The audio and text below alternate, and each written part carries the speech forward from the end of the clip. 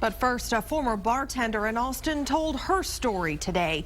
Gwen Daniels' attorney says a grand jury will decide the fate of the Austin police officer who shot at her. Nearly 2 years ago, police handcuffed Daniels following a strange incident. Daniels hit several people walking on 6th Street with her car because she was escaping a mob that tried to attack her.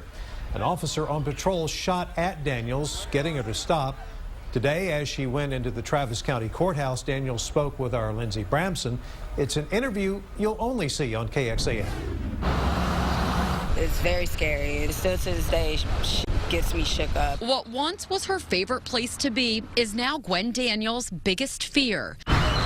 The busy 6th Street. Tuesday, both Daniels and her attorney showed up to the Travis County Courthouse telling KXAN she was testifying before a grand jury. I just hope that today we get some justice and we can get some safety on these streets because it's scary.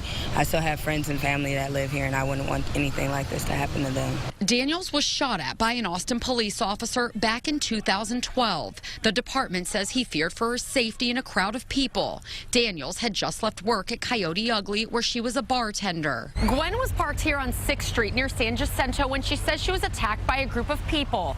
2 years later, she still says she's the victim and finally deserves some justice.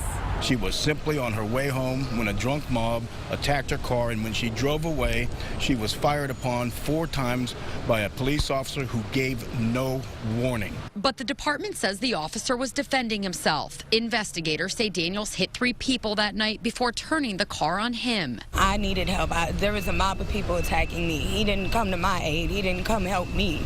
Daniels no longer lives in Austin, moving away because she says the men in uniform she trusted didn't protect her. Lindsey Bramson, KXAN News. KXAN has learned the officer, Robert Crummell, is back on regular duty since the incident. Charges like this are rare. The last time a grand jury indicted an Austin police officer for a shooting came after a 2003 case. Officer Scott Glasgow was later reinstated. Austin police policy limits when an officer can fire a gun to stop a moving vehicle. According to APD's policy manual, it can only happen if the officer reasonably believes there is an imminent or potential risk of serious bodily injury or death to any other person if the subject is not immediately apprehended. Also, APD's policy prohibits firing a weapon shot in any situation. We are still waiting for an opinion about another Austin police officer. A grand jury heard testimony for several weeks in the case of retired detective Charles Kleinert. He was the APD detective accused of shooting Larry Jackson Jr. last summer. Kleinert stepped down from APD despite saying the shooting was accidental.